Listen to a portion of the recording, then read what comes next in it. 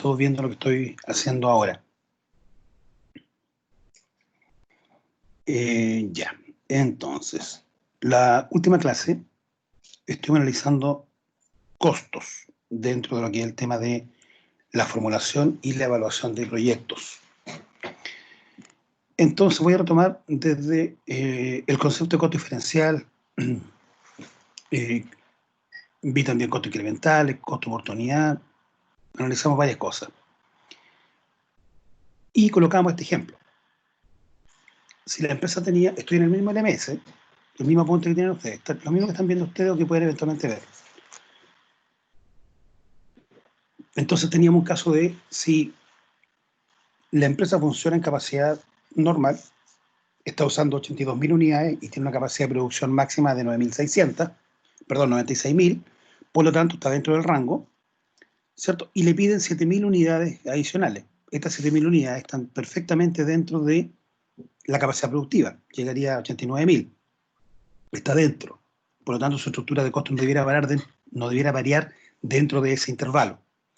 Entonces, nos dicen si, aparte de lo que nosotros estamos haciendo regularmente, y esto, ¿por qué lo quiero retomar? Porque esto no es válido solamente para un proyecto, es válido para cualquier empresa. Si una empresa está en marcha, está funcionando, y tiene un pedido, un requerimiento adicional, ¿cuánto cobrar por ese requerimiento adicional? ¿Qué costos son los que le debo asignar a ese costo para, perdón, qué costo es el que le debo asignar a ese pedido en particular para, por ejemplo, poder establecer un precio mínimo? Probablemente podríamos cobrar el mismo precio que tiene la empresa en su estructura de costos normal. Pero al ser un pedido adicional, este análisis es clave. Entonces, tenemos acá capacidad, perfecto, costo de los materiales por unidad, al decir por unidad está diciendo que son variables, costos indirectos de fabricación fijos, gastos variables, gastos de venta fijos y gasto administrativo. Entonces, ¿qué se considera acá? De lo anterior se puede extraer los siguientes costos diferenciales. O sea, al hacer 7.000 unidades estaríamos gastando, obviamente, el costo de la materia prima incremental, diferencial, adicional, porque son 7.000 unidades adicionales.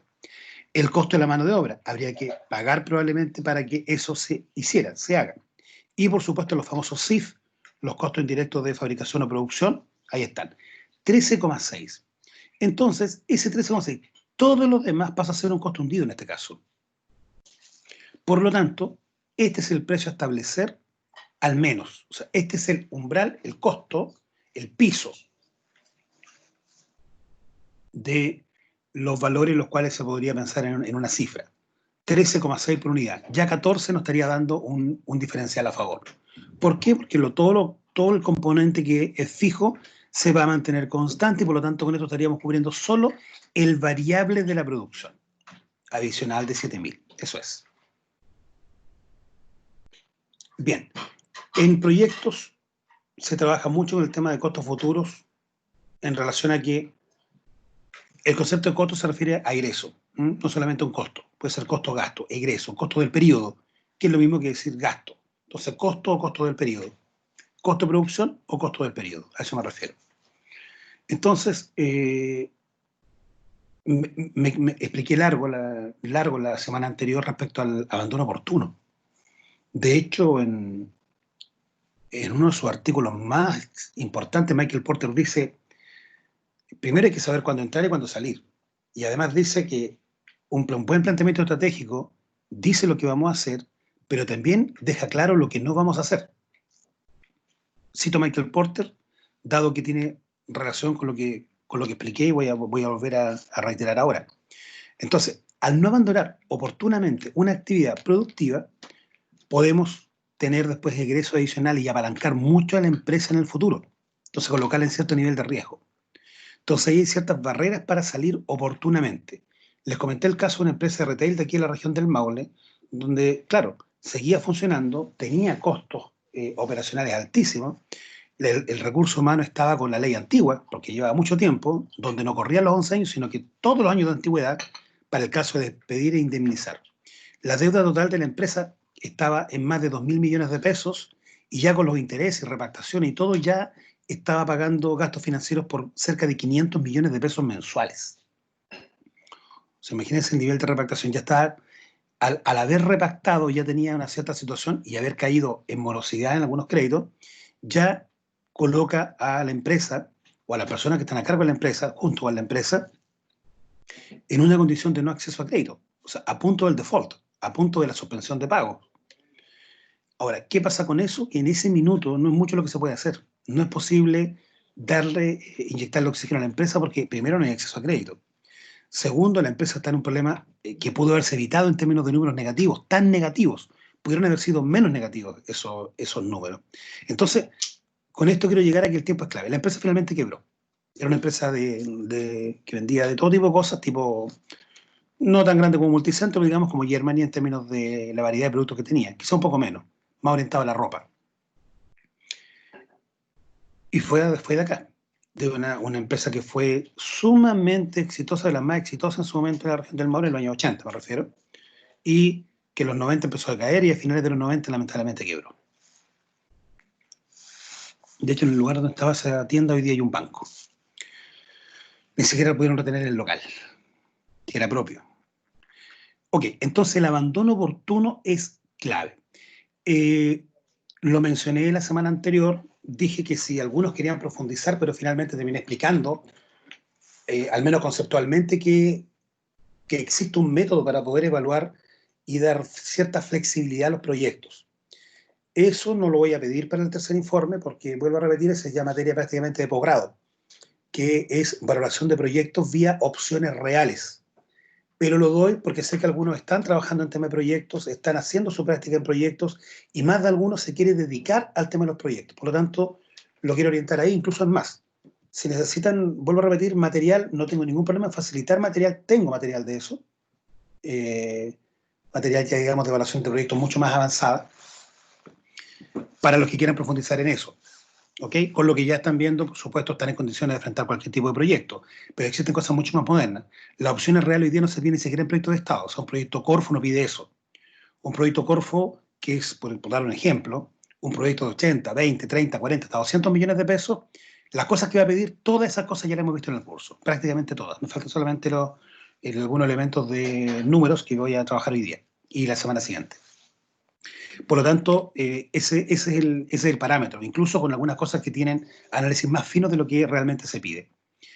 Por lo tanto, abandonar, no abandonar. Otra opción, esto siempre es una discusión dentro de las empresas cuando las cosas no están yendo muy bien. Algunos podrían decir, chuta, profesor, la opción es mantener o cerrar, pero en alguna oportunidad podría ser también aumentar. Porque quizá el aumentar me da un cierto nivel de capacidad productiva que hoy día no tengo. Por ejemplo, un señor que fabricaba cinturones aquí en la región del Maule tenía un buen contacto en Finlandia, no sé si mencioné este caso, para poder venderlos allá. Cinturones artesanales, hechos acá, perfecto. Entonces le hicieron el contacto para poder, y el chileno le estaba yendo muy bien, vendía, pero no tanto, no nos daba para ya hablar de una empresa exitosa o que tuviera un gran éxito. Por lo tanto, de ese punto de vista, era un negocio, pero no tanto. Por lo tanto, bueno, hizo el contacto y le dieron la posibilidad de poder exportar a Finlandia. El problema es que hizo el contacto y la primera pedida, el primer lote, ¿cierto? Como llamamos en producción a eso, el primer lote que le pidieron fueron 3.000 unidades y él no tuvo la capacidad para poder responder por 3.000 unidades. O sea, él hacía 200 mensualmente y de un día para otro le piden 3.000. Entonces, el negocio se puso bueno, pero lamentablemente no pudo acceder a él porque era un buen negocio, pero en otros volúmenes. Entonces, a veces cuando una empresa no está bien, vuelvo a repetir, abandonar, mantener, si se analiza y se ve que en el futuro se ven alternativas mejores, o bien la condición económica actual está haciendo que no le esté yendo bien, pero no es un problema estructural, o particularmente de la participación de esa empresa en la industria. Pero también existiría una posibilidad de aumentar. Entonces, lo quiero mencionar, no dejar de lado, aumentar instalaciones, aumentar capacidad productiva, buscando fundamentalmente volúmenes, con eso poder, uno, acceder a otros mercados, ¿cierto? Y, por supuesto, disminuir los costos unitarios, los costos totales medios de producción. Por lo tanto, eso incluso a nivel interno los podría hacer como empresas más competitivos. A eso voy. Costo hundido sumergido, esto lo expliqué, son costos que ya no tienen injerencia en el proyecto, en la decisión, porque son costos históricos, son costos que vienen de atrás, costos ya pasados, costos que no se están analizando si incurrir en ellos o no. Eso ya fue una decisión previa al proyecto. Costos relevantes y costos incrementales son aquellos que nacen con el proyecto. O sea, en el momento que vamos a hacer el proyecto, nacen costos. Si el proyecto, la empresa está en cero, todo es incremental. Ojo con lo que dije. Esto no lo dije la semana anterior. Si la empresa nace de cero, como proyecto, todo es incremental, porque ningún costo existía. Pero si la empresa ya existe y esa empresa elabora un proyecto y lo suma a su actividad, empieza a crecer, ampliarse, integración horizontal, vertical, como ustedes le quieran llamar, u otro, crear una nueva unidad de negocio, esos costos probablemente, o muchos de ellos, van a ser incrementales. ¿Por qué digo muchos de ellos? Porque puede que no todos, porque más de algún costo lo va a poder sacar directamente de la empresa y no va a tener que incurrir en ello, por ejemplo, en arriendo, por ejemplo, alguna máquina que pueda compartir producción, etcétera, y por tanto, en ese caso, ese costo sería un costo hundido. Una porción, por supuesto. La mayoría del costo va a ser un costo incremental, un costo relevante, pero más de algunos van a ser costos hundidos. Eso ocurre entonces cuando la empresa está en marcha y agrega una actividad adicional. Ahí aparece normalmente el concepto de costo hundido y costo incremental teniendo que hacer la separación. Vuelvo a repetir, cuando el proyecto parte de cero, entonces todos los egresos son incrementales. Bien, los costos contables inicialmente no nos interesan en un proyecto, porque son solamente ajustes contables que tienen que ver con ciertos principios contables.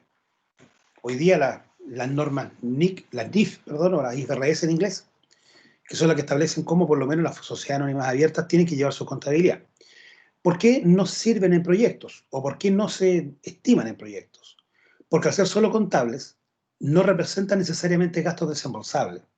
Me estoy refiriendo, por ejemplo, acá a la depreciación de activos fijos y a la amortización de intangibles. Ellos son costos incurridos, son costos que pueden ser en el momento tiempo cero del proyecto o incluso un poco antes. Por ejemplo, los gastos de puesta en marcha de la empresa, que pasan a ser un activo intangible. En ese caso, esos costos después simplemente se reconocen contablemente al final del periodo, se pueden reconocer tributariamente como gasto y por tanto bajar la base imponible, o sea, tributar por menos cantidad. Y eso particularmente es lo que nos interesa en un proyecto, tributar menos. Por supuesto, todo esto es legal. Entonces, como flujo de efectivo, los costos contables o egresos contables, si usted quiere, no debieran estar considerados en un proyecto. Pero nosotros los vamos a considerar particularmente porque nos van a acarrear, nos van a dar un beneficio tributario. A eso también lo llamé la semana anterior como escudo fiscal.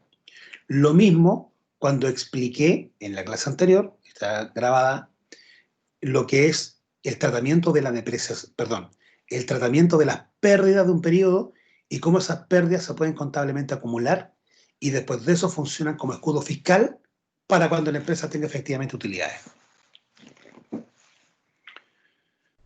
Ok, eso es lo que está más o menos explicado ahí.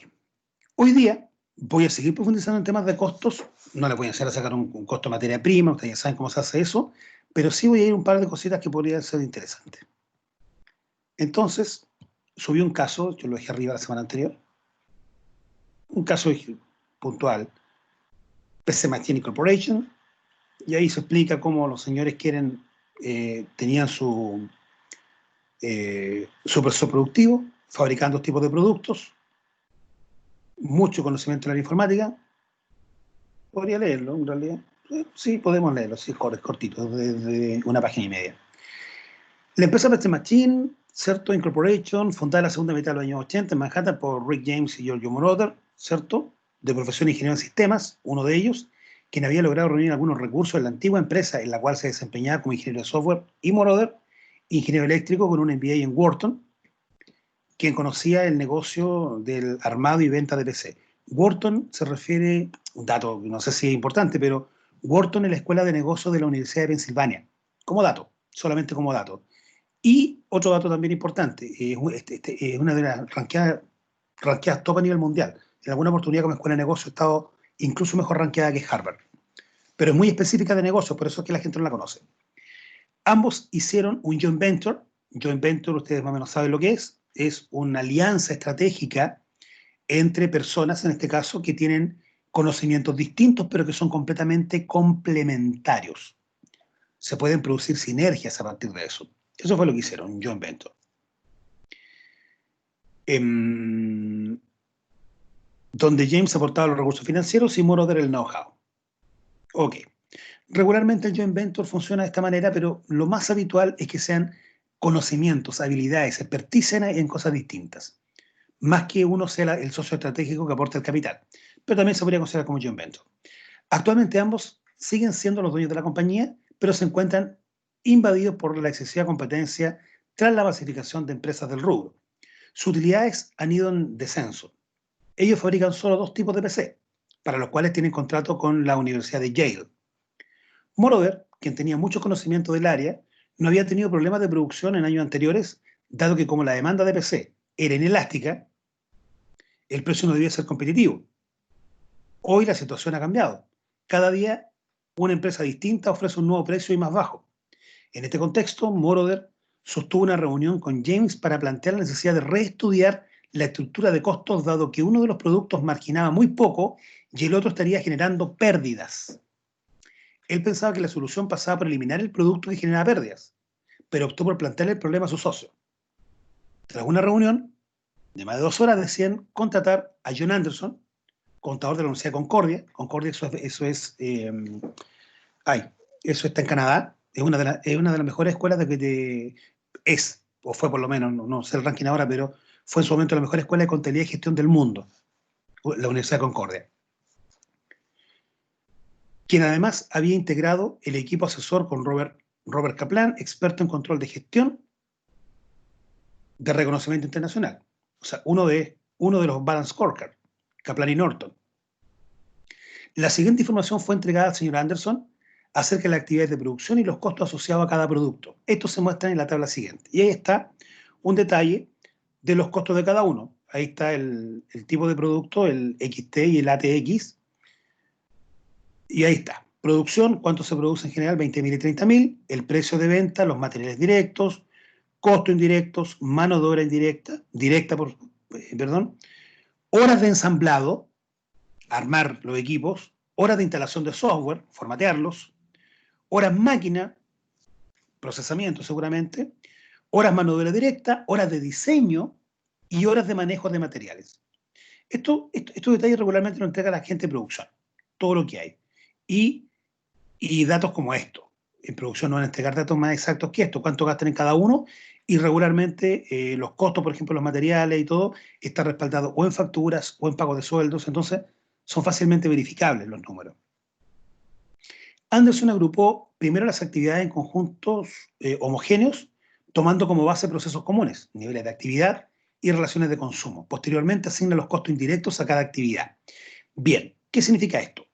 Significa que en general, cuando hay procesos productivos, identificar la materia prima y la mano de obra directa no resulta tan difícil, porque son fácilmente asignables y eso es, asignables al producto. Son, por ejemplo, si un computador es de plástico versus el otro que es de, no sé, de algún tipo de metal, va a ser fácil asignar el costo del metal, porque se sabe que uno solamente de los 2 productos usa el metal.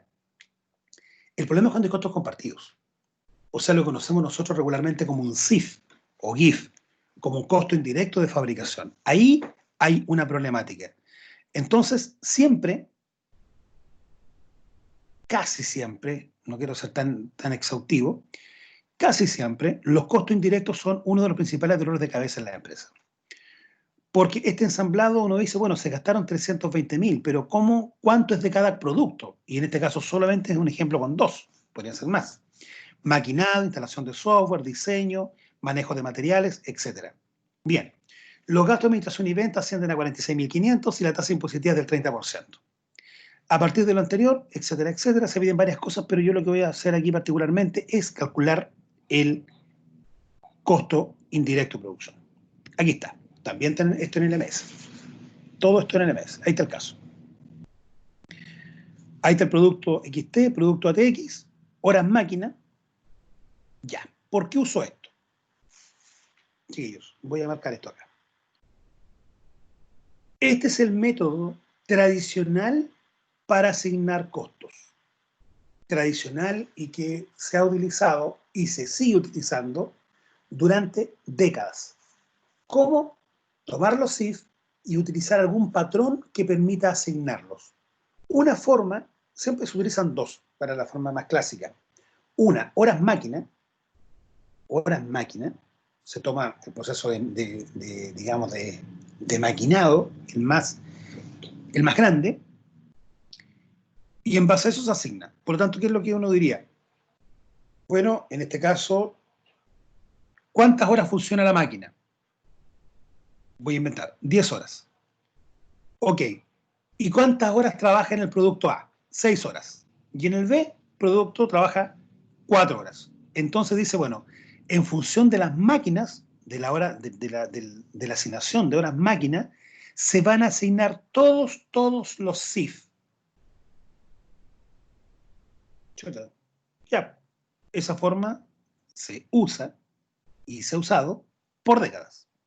La otra forma, también tradicional, es no hacerlo por horas máquina y hacerlo por horas mano de obra directa. ¿Cómo es esto? ¿Cuánta gente trabaja? Perfecto. ¿Cuántas horas se le dedican al producto 1? Chuta, 100 horas. ¿Y cuántas horas se le dedican al producto 2? 200 horas. Entonces la asignación es 100 y 200, o sea, 1 es a 2.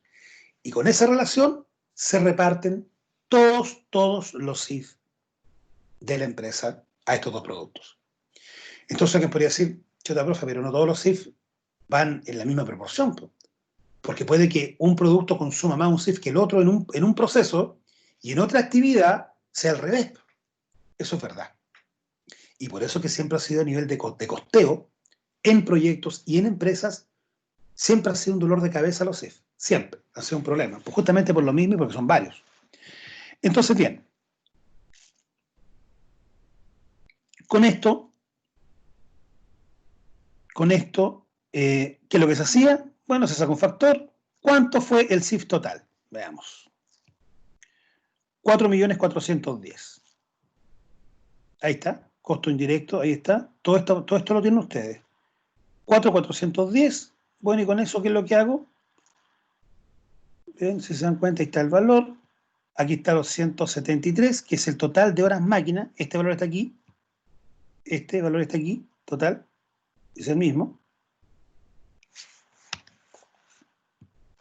Ahí, el mismo, exactamente el mismo. Y después con eso, ¿qué es lo que hago? Obtenemos un factor, que es la división. Es necesario este cálculo en todo caso, pero ahí está. El factor es decir, bueno, la tasa CIF partido de horas máquinas. Es un factor. Y después de esto digo, bueno, CIF unitario en relación a horas máquinas. ¿Qué es esto? A ver. Miren, a ver si logran entender lo que dice acá. Dije entonces las unidades que se producen por el factor y por las horas máquinas. Y eso es lo que se carga del total, ¿cierto? Del total al producto XT. O sea, 115.000 por 115.000 y por 20.000.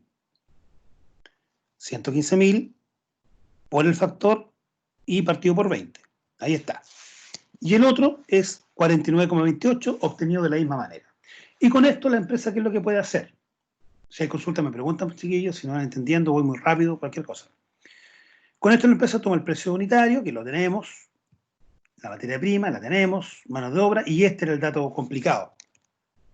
Este era el dato que estamos con dudas, con problemas. O sea, esto es lo que plantea este tipo, porque a partir de eso dice el costo de venta, a partir de lo anterior, sumando todo, etcétera, tenemos que es 431 y con esto nos estaría dando un margen bruto negativo en el caso del producto XT y positivo en el caso del producto ATX. Bien. todo esto que está hasta el punto 4, acá, es parte del proceso tradicional de asignación de costos. ¿Ok? Todo esto lo estudiaron, a lo mejor no lo recuerdan, bueno, si no, aquí está el material. Todo esto se estudia en contabilidad y gestión. Ahí se estudia todo el sistema de costeo particularmente, o gran parte de los sistemas de costeo, y entre ellos también el tratamiento de los CIF. Ahí está, hasta el punto 4, hasta el punto 3 en realidad, porque es la asignación del costo unitario. No tiene para qué hacer el margen, el estado de resultado aquí, unitario, pero está puesto, lo dice acá. ¿Qué dice el costeo ABC? Y esto es lo que quiero que aprendan hoy día, y bueno, a lo mejor ya lo conocen, pero lo quiero de todas maneras reforzar. Es necesario reforzar este contenido. El costeo ABC es un costeo basado en actividades, ese es el nombre. Pero ¿qué es lo que significa? Saca el concepto de agrupar todos los costos en función de una sola variable, tradicionalmente las horas máquina o las horas mano de obra directa. ¿Por qué? Porque efectivamente algunos CIF podrían tener un comportamiento no igual a otros CIF. Entonces no resulta bien asignarlo todo en función de las horas máquina o las horas mano de obra directa. Ok, entonces lo primero que se hace en un costeo basado en actividades, ¿cierto? Es primero identificar las actividades. Ya, ¿qué es eso? Instalación de software, voy de arriba. Ensamblado, maquinado, instalación de software, diseño, mantención de materiales. Costos indirectos de fabricación. Podrían haber más, ahí está. Entonces tengo el total, ¿verdad? Y a partir de eso, póngame mucha atención. Perdón, aquí está la actividad, ¿cierto? Ya. Ensamblado, maquinado, software, diseño. Entonces aquí me dice el costo de la actividad. Primero, ¿cuánto costó o se gastó en total en cada una de estas cosas? No tenemos la separación. ¿Cuánto se gastó? Perfecto. Y después de esto, analizamos lo que se llama un generador de costos o el driver. Cost driver también se denomina, como está puesto ahí. Cost driver. ¿Qué es esto? Entonces cuando digo, oye, una de las actividades es, o uno de los costos, tiene que ver con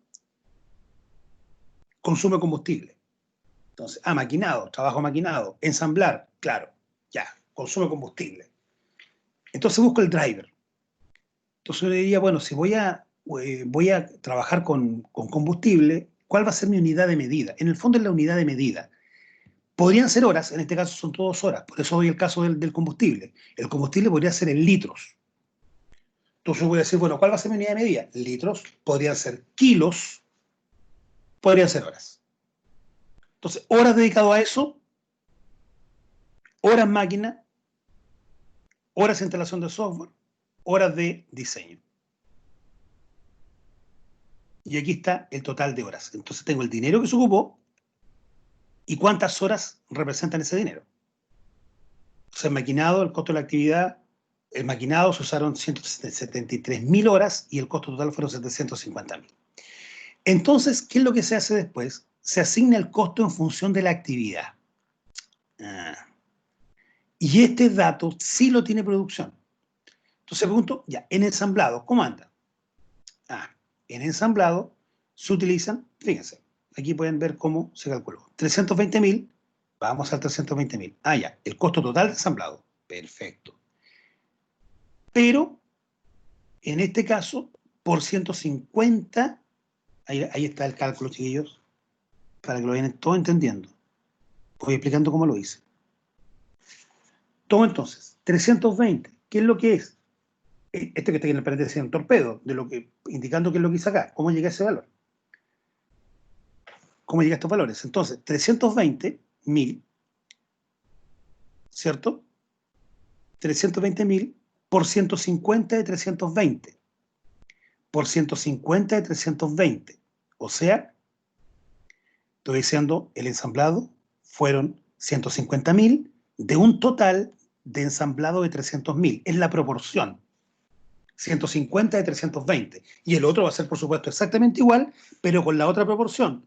170 de 320. Porque sumados son 320. Y aquí tengo el detalle de cuánto se ocupó, en este caso, según las horas, que es el driver, cuánto se ocupó en cada uno. Y ahí tengo el valor. Pero en maquinado puede ser al revés. Si se dan cuenta, es al revés. Porque el producto 1 usa más máquinas que el producto 2. ¿Ven? El costo del maquinado, fíjense, el costo del maquinado son 498.000 versus 251.000 que es el producto ATX. ¿Cómo se obtiene este valor? De la misma forma de lo anterior.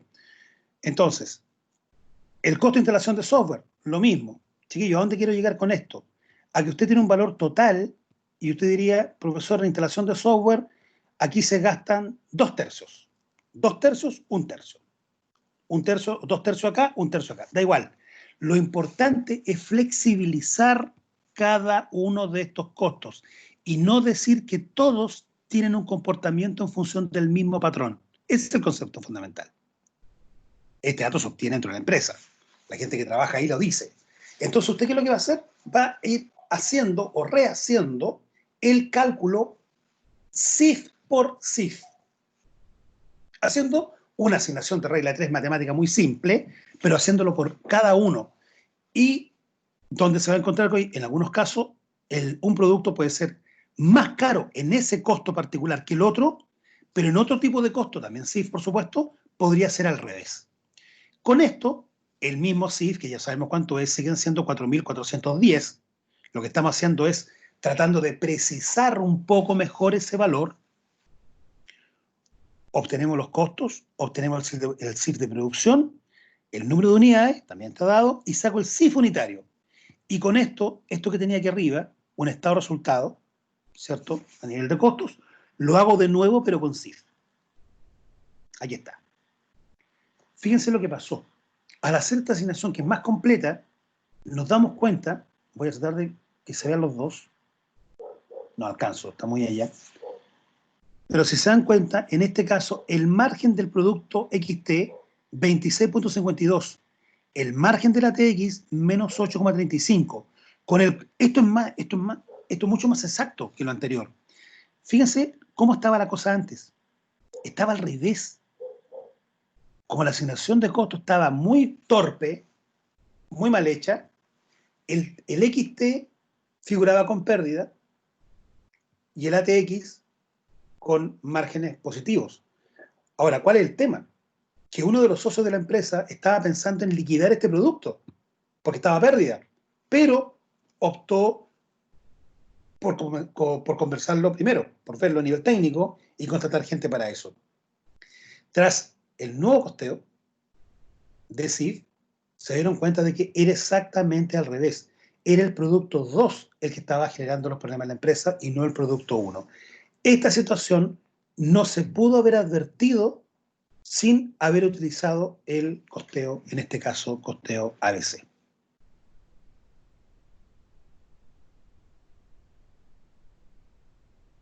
Ok, chiquillos, no sé si ahí están los costos, ahí está cómo los saqué, ahí está el detalle de cada uno en forma aislada, por lo saqué los factores para repartir.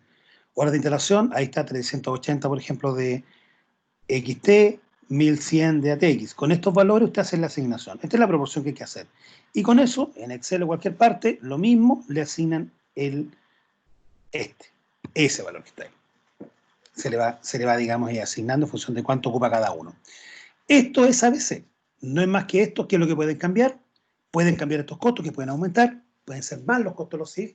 Y lo otro que podría ocurrir es que podrían ser más de 2 productos. Podrían ser 3, 4, 5 días de exactamente igual. Lo importante es hacer una asignación por actividad y no globalizar todos los costos indirectos.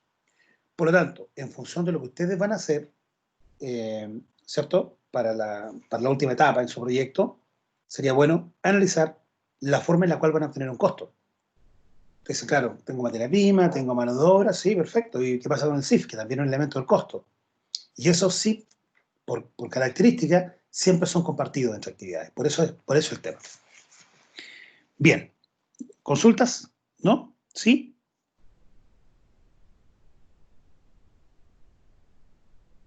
Ya tengo bastante en clase. ¿No hay consultas? ¿Sigo?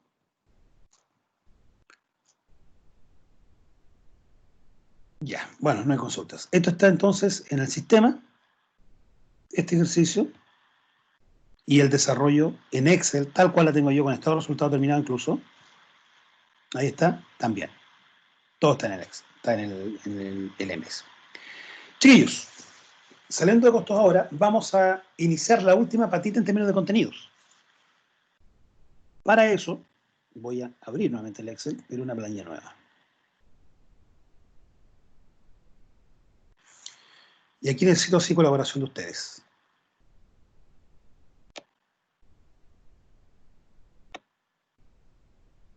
Vamos a ir acá, aquí, sí, ahí y acá. Sí, por ahí puede ser. Ahí está. Bien. Vamos a iniciar la empresa entonces. Proyecto. Y aquí el inicio. En términos de, como empresa, legalmente, en términos contables. Entonces, aquí me tienes que ir ayudando, por ejemplo, con cosas como, ¿qué va a requerir el proyecto? Este proyecto va a requerir activos.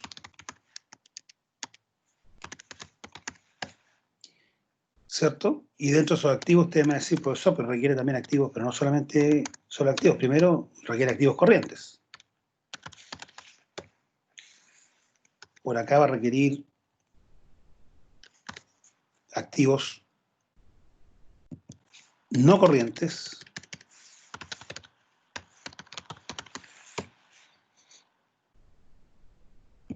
Y por acá van a haber otros activos. Por su parte, en los pasivos van a haber también pasivos corrientes. ¿Cierto? Con I mayúscula.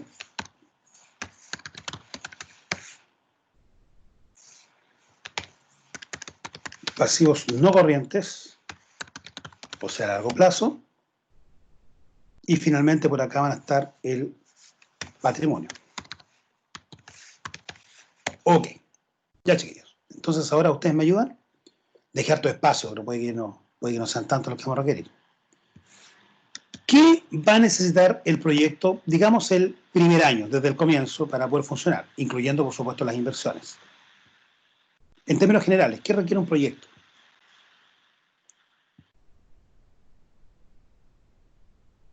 ¿Aló?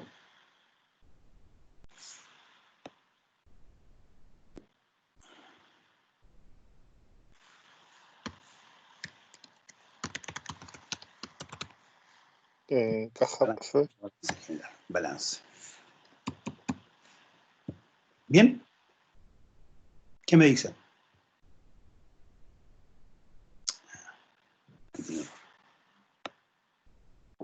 Caja en los activos. ¿Perdón? En los activos corrientes, caja. Ya, perfecto. Empecemos entonces. Tú dices caja. Ok, le vamos a llamar a eso disponible. O ya caja y banco nomás. Llamémosle como que quede súper clarito. Caja y banco. Banco saldo de la cuenta corriente. ¿Cuánto necesitamos ahí funcionar? Inventemos valores. 30 millones de pesos. Así parte la empresa. Vamos a darle todo este formato de moneda. Ahí. Copiar formato y nos vamos acá.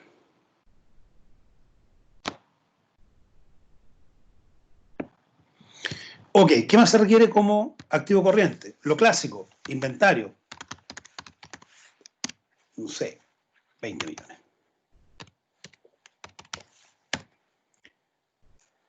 Al final del periodo o al partir, no sé si tengamos cuentas por cobrar todavía, probablemente no. No vamos a tener el momento de partir. Podría ser caja, inventario, algunos suministros.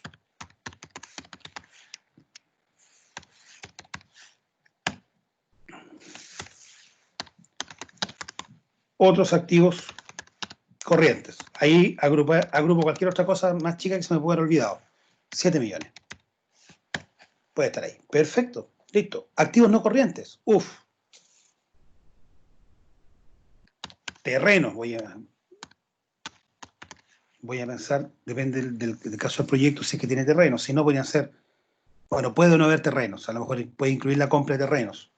Podrían también haber construcciones y edificios. Construcciones. Maquinaria, profe. ¿Perdón? Maquinaria.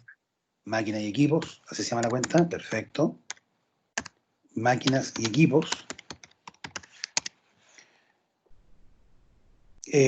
Construcción, bueno, hay muchas cuentas más, no voy a meterme con todas, porque sería máquinas y equipos, también podrían ser edificios, mejoras de activos, algunos, etcétera. Pero ya dejemos esos tres. Otros activos. Aquí podría estar, aquí están regularmente los gastos de puesta en marcha.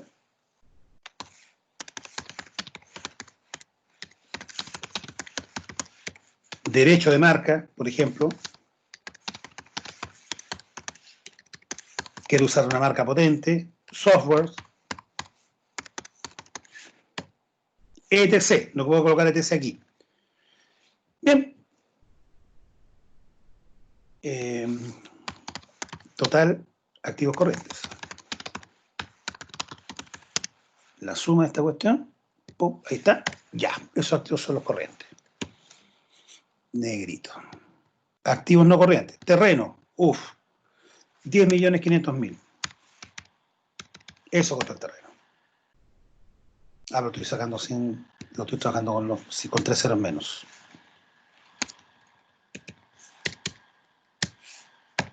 $10.500.000. Las construcciones. 6 millones. Máquinas y equipos. 9 millones de pesos. Aquí, como lo estoy haciendo acá, debo indicar acá balance en miles. Ok. Total, activos no corrientes. Doble clic, se abre solito y vamos sumando acá. Ay, ¿qué hice? ¿Está bien, no? Sí, sube. Perfecto. Segundo dato ahí. Después, otros activos. Gasto puesta en marcha. 3 millones. Ingeniería, cálculos previos, instalación de tubería y eso podría estar en activo corriente en todo caso. Pero todo lo que es los gastos, por ejemplo, notariales, pago de abogados, todo lo que no está en el papel, o sea, perdón, no está físicamente, pero son costos incurridos, tiene que estar puesto acá. 3 millones. Derecho de marca, estamos pagando otros 2 millones por derecho de marca, poco es, en realidad, 5 millones. Software, ya, 5.900.000. Total, otros activos.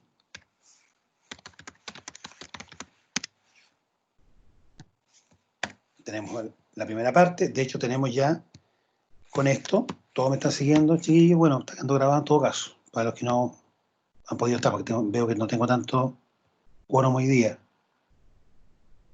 No, no es tanto. Pero está quedando todo grabado y tratando de explicar varias veces lo mismo para que les quede clarito. Total, entonces, aquí abajito sería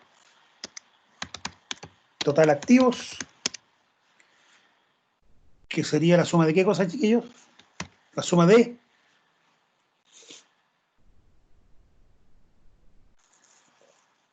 despierten, los corrientes más los no corrientes y más los otros activos. Correcto. Ahí tengo el total de activos de la empresa. Ahí está. Para que esto funcione de esta manera, necesito también la contraparte. ¿Qué es eso? Los pasivos. Pasivos corrientes, canten nomás. ¿Cuáles pueden ser?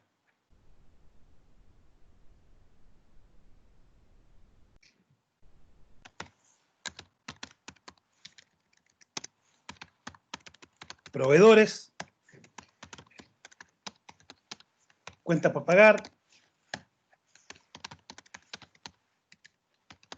cuentas por pagar a empresas relacionadas,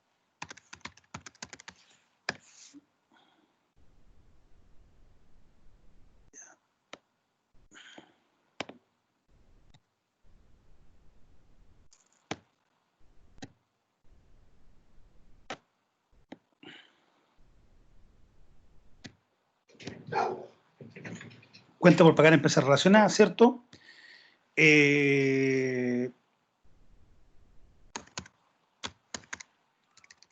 Vamos a llamar crédito con bancos.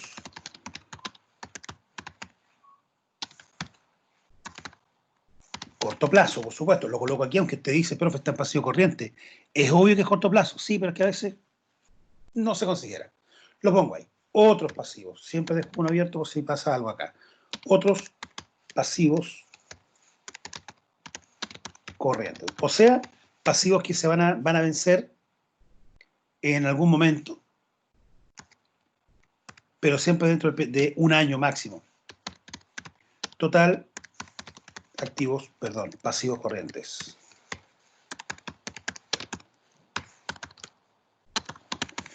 Total, pasivos corrientes. Ahí está. Entonces, pasivos corrientes. Vamos acá. Proveedores. 2 millones de pesos. Harto. Proveedores. Entonces, son gente que son las empresas que me proveen, ¿cierto? Las materias primas y los suministros fundamentalmente. Cuenta por pagar. Ahora, ¿qué diferencia hay aquí con esta cuenta, por ejemplo, con esta otra? Póngame atención, chiquillos, por favor. Profe, usted puso aquí, me voy acá solamente, que todo lo tengan clarito. Ahí está. Usted dijo proveedores. Ah, esta plata que se le debe a proveedores, pues, obvio, proveedores operacionales, por supuesto, que son los que nos entregan las materias primas y los suministros. Y la cuenta por pagar, profe, también es proveedores. La diferencia es que esta cuenta por pagar, esto es contabilidad financiera. La cuenta por pagar es una cuenta documentada, tal cual un documento por pagar. Entonces, cuenta por pagar, en este caso puede haber un cheque, puede haber una garantía, puede haber una letra notarial, algún tipo de documento que haga exigible el pago. O sea, dicho de otra manera, nosotros como proyecto, como empresa, le documentamos algo al proveedor y por lo tanto tiene una garantía de pago. Entonces, una cuenta por pagar firmada. En el caso de proveedores se conoce contablemente como un crédito simple. También se llama crédito espontáneo, contablemente. Los dos nombres recibe. Crédito simple o crédito espontáneo. ¿Qué es eso? Un crédito no documentado. Ah, entonces yo voy pidiendo cosas, tráeme, mándame material, mándame plástico, mándame cosas, y me va mandando notas de crédito, y al final del periodo, ¿qué es lo que pasa? O sea, no del periodo, del mes, probablemente, me va a enviar una factura que va a incluir todas las notas previas. Y me dice, mire, usted me compró durante este periodo 2 millones de pesos y me manda la factura. Pero en el momento que yo sé que debo 2 millones, no tengo ningún documento firmado ni nada. Por lo tanto, en estricto rigor, es un crédito basado en la confianza, porque podría eventualmente no pagar, porque no hay ningún documento firmado ni nada. Esos créditos se llaman créditos espontáneos o también se llama crédito simple. Con los clientes pasa lo mismo. Entonces, cuando digo no hay cuenta por cobrar, pues estamos pensando en un balance en periodo cero, cuando no tenemos clientes todavía. Pero si tuviera aquí la cuenta clientes con ese nombre, significa entonces que es un crédito espontáneo. Lo mismo, pero con mi cliente. En caso contrario, si el cliente firma o hace un compromiso de pago o lo que sea, en ese caso ya pasa a ser una cuenta por cobrar. Entonces, esa es la diferencia entre la cuenta por cobrar y cliente o la cuenta por pagar y proveedores. Una es espontánea y la otra es documentada. Solo eso. En algunos casos, cuando son más de un documento, por ejemplo, la empresa toma la política de decir, mire, si firman un compromiso de pago normal en 6 cuotas, precio contado, por ejemplo, ok, eso se llama cuenta por cobrar, aquí. O en este caso por pagar, si somos nosotros los que en este caso estamos siendo beneficiados. Pero, si nosotros no usamos el método tradicional, sino que, por ejemplo, firmamos una letra o damos cheques, por ejemplo, algunas empresas no lo juntan en la contabilidad con el otro tipo de crédito, que también es documentado, pero con otra lógica de documentación, y lo pueden llamar también como documento por cobrar.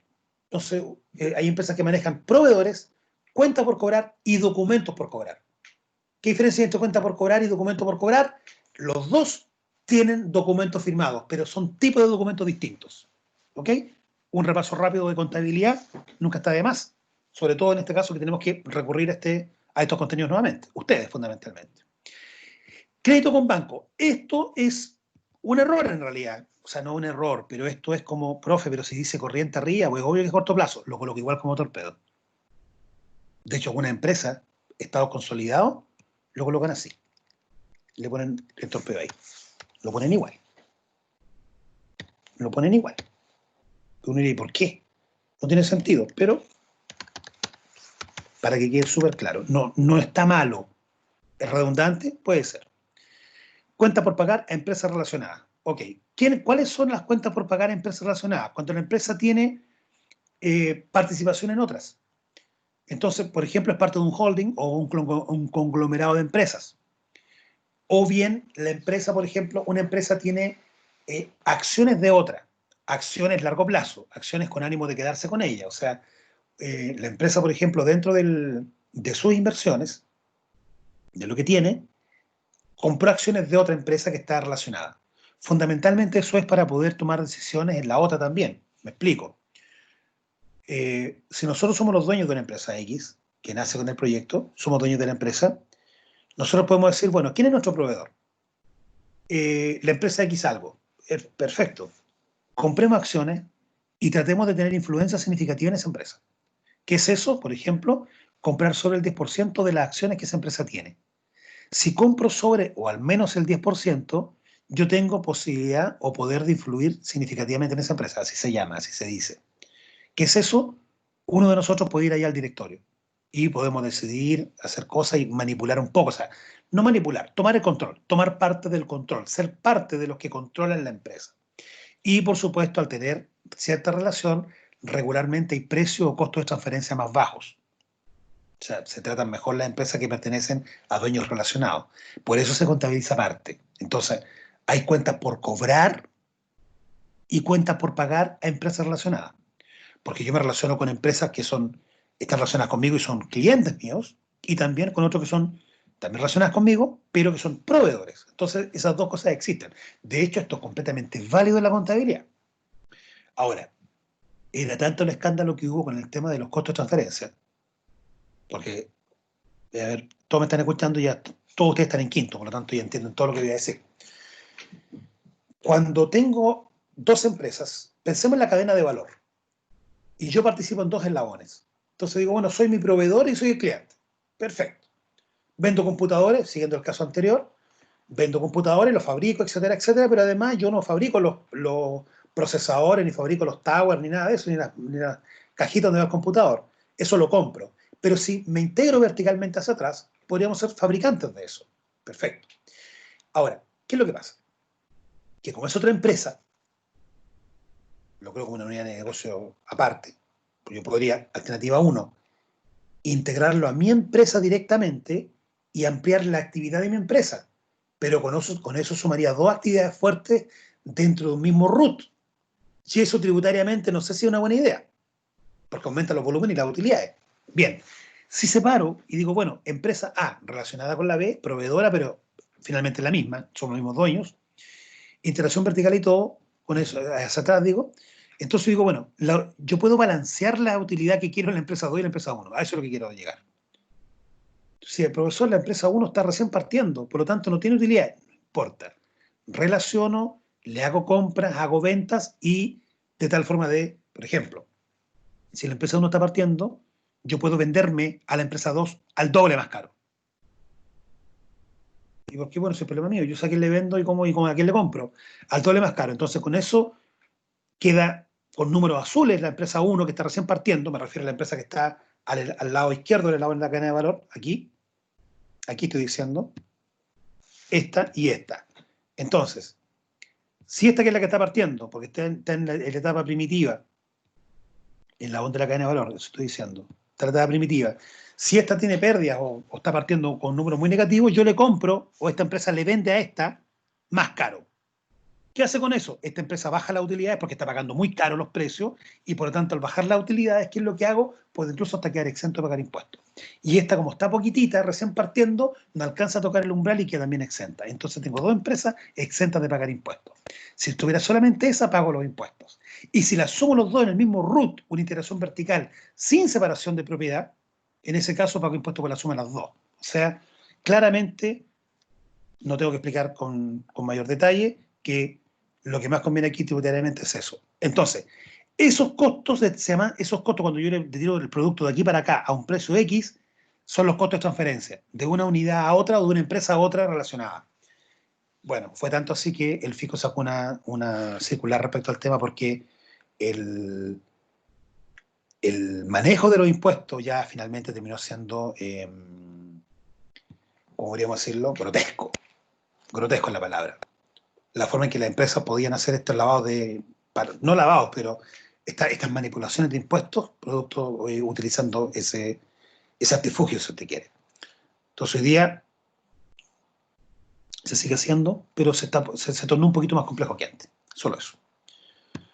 Porque lo siguen haciendo las empresas. Bien, cuenta de pagar a empresa relacionada, digamos que esto es 7 millones.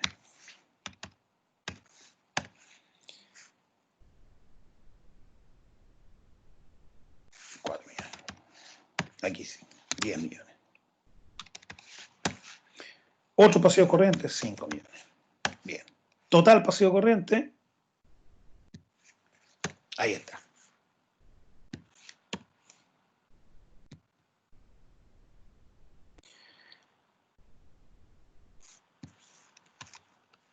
Pasivos no corrientes. Por ejemplo, crédito hipotecario. ¿Cuánto debemos? Uf, no sé, 50 millones. 55 millones. No es harto. 30. Ya.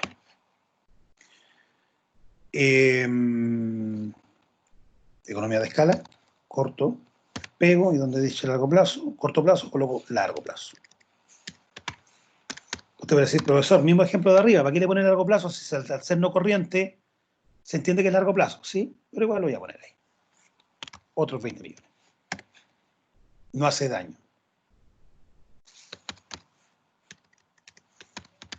Total pasivo no corriente.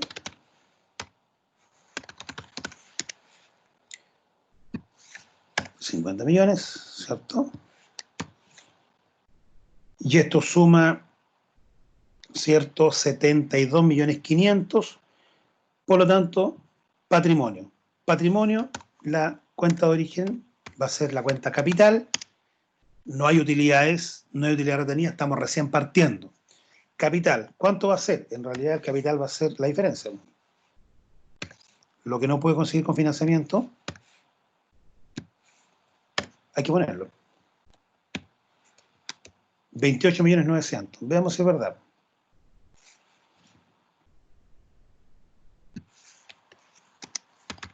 Total, pasivo y patrimonio. Y va a ser la sumatoria de los tres. Pasivo corriente más pasivo no corriente y más capital. 101.400, el balance está cuadrado. Claro que lo cuadramos fácilmente. Acabamos de hacer, ustedes tienen sus números. Yo no sé cuáles son sus números, cuánto van a en crédito, cuánto calculan. Tampoco sé cuánto van a pedir en crédito, cuánto va a el capital, cuáles son las máquinas y cuánto valen, no tengo idea. Cada quien tiene realidad distinta en sus grupos. Pero esta es la forma en la cual se presentan los estados financieros. Entonces aquí tenemos el balance del año 1. Perdón, balance periodo 0. Balance de inicio. Usted era profesor, en el año que hicimos, vendimos tanto, hicimos tanto acá. Bueno, entonces esto se va a tener que mover, algunos valores van a cambiar, usted va a depreciar las máquinas y todo. Por lo tanto, tienen que proyectar el balance durante los periodos. Lo van a proyectar. No va a ser exacto porque ustedes no van a tener claridad absoluta, pero sí tiene que tener coherencia con los números. Cierto nivel de coherencia. Vamos al estado de resultados.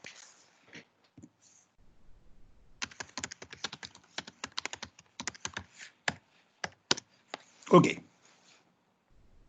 Ya lo conocemos, el formato, ¿cierto? Ingresos operacionales, o ingresos, si quiere, ¿cierto? Costo de venta, utilidad bruta.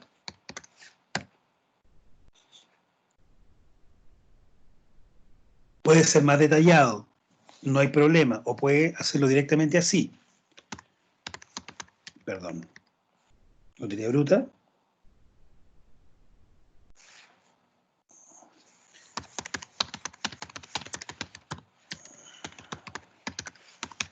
Gasto de administración.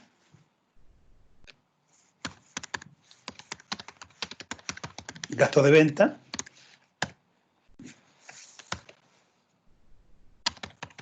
Utilidad neta.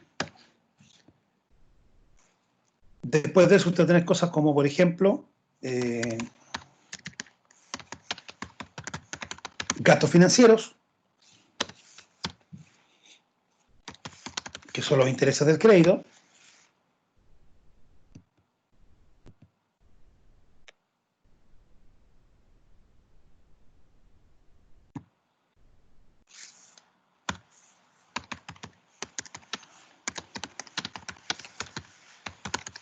Utilidad de impuestos. El impuesto.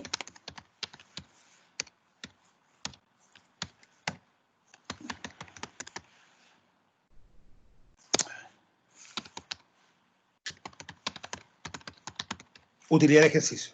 Así se llama cuando utilidad del periodo. Bien, este es el formato. Ahí está, tal cual. Y usted aquí va a decir, bueno, ¿cuánto calcula el ingreso? Usted le va a poner fecha, pero esto es final año 1.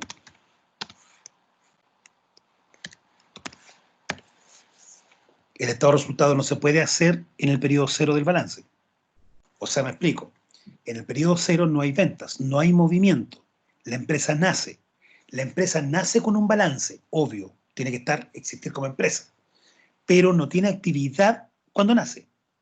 Por eso es que los estados de resultados siempre son comprendidos entre, lo voy a colocar, comprendido entre, así se dice, entre. Vamos a colocar acá, a ver, voy a colocar cuando parte, no sé qué fecha será, 01 del 01 del 01 al 31, ya, 31 del 12 si usted quiere, del 01.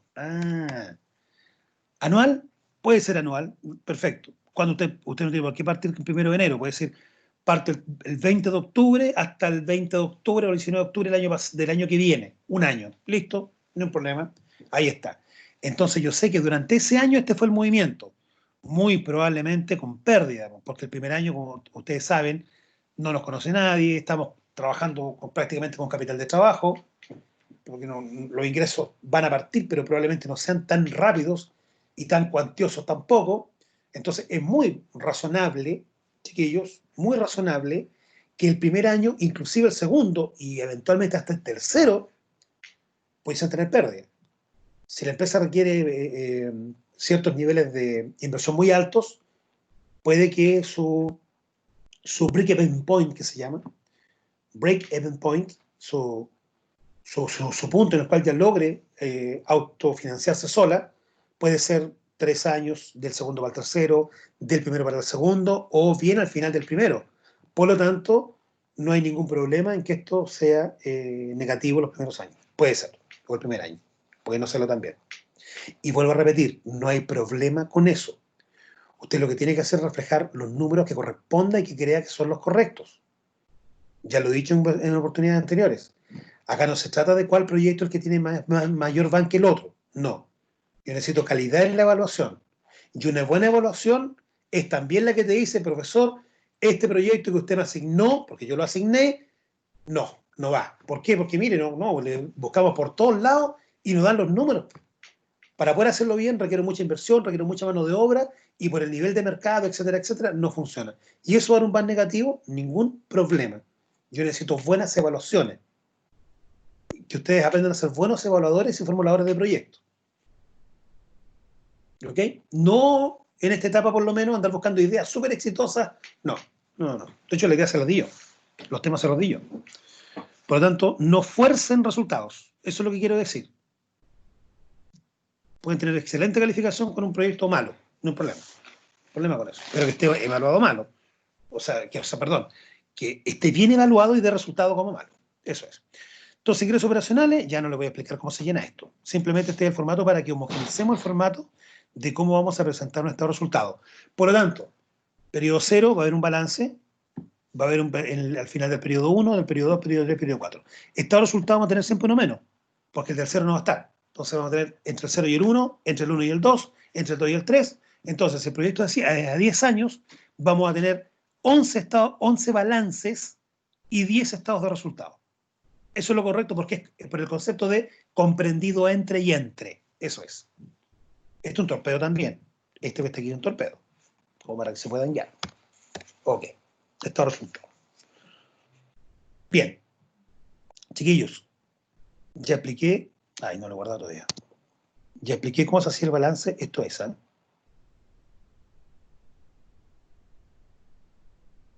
Esto es. Usted dirá, profesor, que yo voy a ocupar otro activo. Coloque otro activo. Profesor, es que no tengo gastos de... No importa. Pero esta es la estructura. Entonces todos van a tener que presentar esto y esto va a cambiar. Ahora, en lo sucesivo, usted diría, ¿sabe, profe, que, bueno, el año 1 ya tengo clientes? Al final del periodo 1 tengo clientes, ya, perdón, cuentas por cobrar o clientes. Perfecto.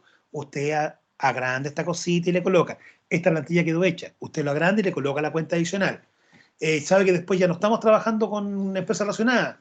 La saca. Entonces, claramente los estados financieros no mantienen todas las cuentas toda la vida. Porque después tú dices, profesor, es que el quinto año terminé de pagar el hipotecario o terminé de pagar, no sé, el crédito bancario porque era para las máquinas, etcétera. O a lo mejor, como hay que crecer, tenemos calculado crecer en el cuarto año, hay nuevos aportes de capital, por lo tanto, cambió el valor. Ok.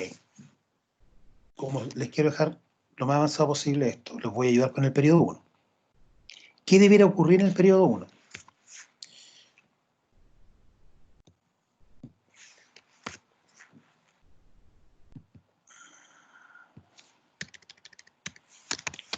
$12 después. Súper en miles. Entonces, bueno, no me voy a meter con estas cuentas que van a cambiar, pero eso ya tiene que ver con la tipología de cada proyecto.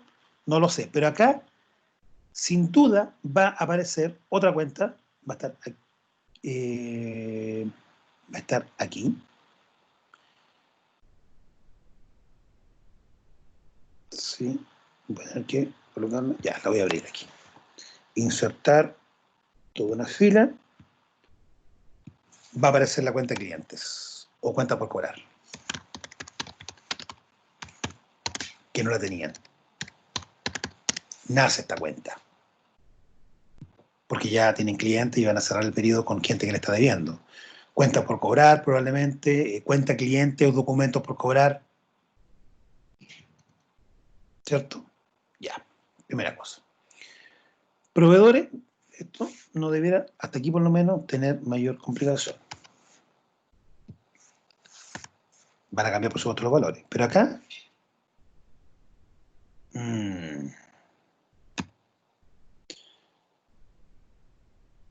ir a 101,400.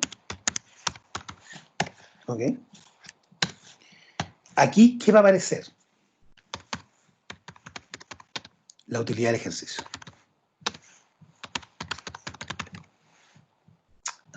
¿Por qué? Porque algo tuviste. Profe, tuvimos pérdida. No importa, la pone negativa. Pérdida puede ser positiva o negativa. Porque pudiste haber tenido pérdida el primer año. No importa. Y después, total patrimonio, póngame atención, que va a ser igual al capital más este valor. Voy a colocar un valor aquí. Pérdida. Voy a colocar aquí un valor. Menos 10 millones. Ya, tuvimos pérdida el primer año. Ahí está. Ningún problema. Obviamente hay que cuadrarlo acá. O sea, aquí algún valor cambió y por lo tanto este valor también se va a mover. Porque agregar una cuenta aquí. Lo voy a sacar. Porque ya el cuadre tiene que ver con las actividades. Eso lo hacen ustedes. ¿Qué quiero decir con esto? Que al primer año ya dentro del patrimonio aparece cuentas adicionales. ¿Cuál sería? Utilidad del ejercicio. Aquí mismo. En el segundo año, muy probablemente aparezca también la cuenta utilidades,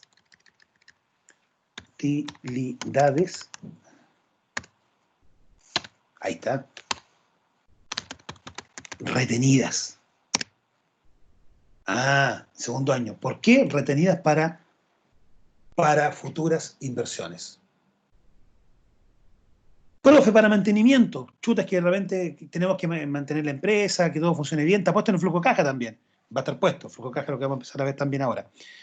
Sí, usted, bueno, ya, entonces ocupo esta cuenta más. Reservas. Ahí está. No sé, no voy a colocar valores por ahora. Entonces, estas dos cuentas debieran o podrían aparecer del segundo periodo en adelante, porque se asume que usted ya tiene números positivos y por lo tanto empieza a retener utilidades y decir, oye, nos fue súper bien, ganamos 10 millones, dejemos 5 para reinvertir, para crecer, dejemos 3, dejemos 2, no sé. Hay una política para eso, los temas de gestión financiera. Reservas, siempre un porcentaje de la utilidad, 5 o 10%, que es como para cualquier cosa, imprevisto, si pasa algo, un deterioro, alguna cosa de ese tipo, entonces tener como una suerte de margen de seguridad. Entonces se mantiene la cuenta, podría estar en la cuenta reserva. También podría ser, profesor, estamos en reservas para nuevas inversiones. Da lo mismo. Lo importante es que eso tiene relación con retener, con mantener, guardar cierto nivel de utilidades, dejarlos dentro de la empresa, que no se la lleven los dueños, ¿cierto? O sea, por eso es una proporción, de tal forma de darle crecimiento a la empresa. Eso es. Y estos números se van a mantener, en el estado de resultado que está acá arriba, se van a mantener básicamente los mismos. Podría incrementar alguna, no sé, que esté, por ejemplo, colocamos depósito bancario, profesor, ok, coloca ahí antes de gasto financiero, ¿cierto? Ingresos financieros también. Pero esta es la estructura de ser la misma durante todos los periodos casi, y lo que van a cambiar, por supuesto, son los valores. Pero la lógica y la estructura va a ser más o menos la misma. Chiquillo, le dice el esquema completo, cómo tienen que hacerlo. Dale, por grabar. El esquema completo es lo que tienen que hacer. Entonces, esto usted lo va definiendo, vuelvo a repetir, es una proyección, no tiene que ser exacto. Usted no puede crear la contabilidad día a día a partir de un libro diario, no. Pero cierta noción de hacia dónde va la empresa, si va a crecer en activos, tiene que estar considerado acá, cosas más o menos en esa línea. Entonces van a hacer ustedes los estados financieros proyectados. Van a proyectar el balance estado de resultados al mismo horizonte de evaluación del proyecto. Entonces el proyecto dura no sé cuánto, etcétera. Perfecto. Usted, pum, balance hasta ese periodo y estado de resultados hasta ese periodo, por el momento. Y lo último va a ser el flujo de caja hasta ese periodo. Y para allá voy justamente ahora y es lo último de contenido en el curso, que lo debería terminar la próxima clase con un par de ejemplos. Y después de eso ustedes tienen que ya estar en condiciones de poder terminar su proyecto completo. Consulta, chiquillos. Llevo 50 minutos transmitiendo, 45 minutos transmitiendo solo, casi solo. ¿Consultas? ¿Algún comentario de esto? No sé. O de algo previo, no sé. Ustedes me dicen. Profesor, ¿Sí? claro, claro, con lo que decía usted del tema de las pérdidas, bueno, nuestro proyecto es una piscina semiolímpica en la ciudad de Linares.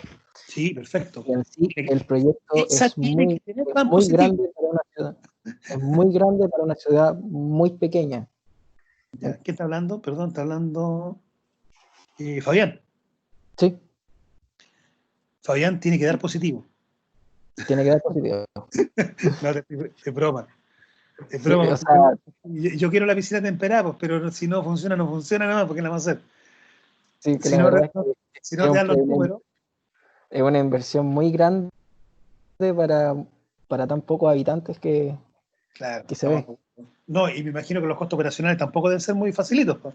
No es como colocar la Claro, tetera para calentar el agua, pues. la verdad es que estamos bastante complicados en ese tema. Claro, en ese caso la única forma, mira, te digo inmediatamente, tú dices, ya, hay venta normal, pero tú lo que podrías hacer es lo que hacen algunos, como es algo que presta ayuda al deporte, y tú podrías donar o dejar algunos horarios libres para que naden viejitos, o no tengo idea, cualquier cosa, una escuela especial, por ejemplo, ¿cierto? Decir, oye, ¿sabe qué? Vamos a enseñar a nadar a los niños que están ahí en las escuelas especiales, 2 o 3 siempre en cada ciudad. Y Linares parece que hay, sí hay Linares, público y Tenemos privado, gratis considerado. todo. Y con eso tú decís, ¿sabe qué? Municipalidad, ¿sabe qué? Gobierno regional, pum, póngase con una inyección de dinero regularmente. Mira, te voy a dar un dato, va a quedar grabado, va a quedar un dato.